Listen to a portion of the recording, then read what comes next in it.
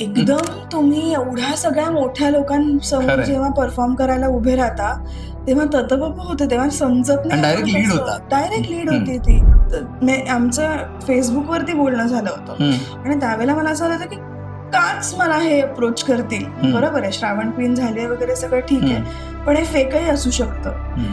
मग त्यांनी म्हणजे आमची भेट झाली आणि मग कळलं की नाही हे फेक नाहीये, ह्याच्यात काहीतरी तथ्य आहे.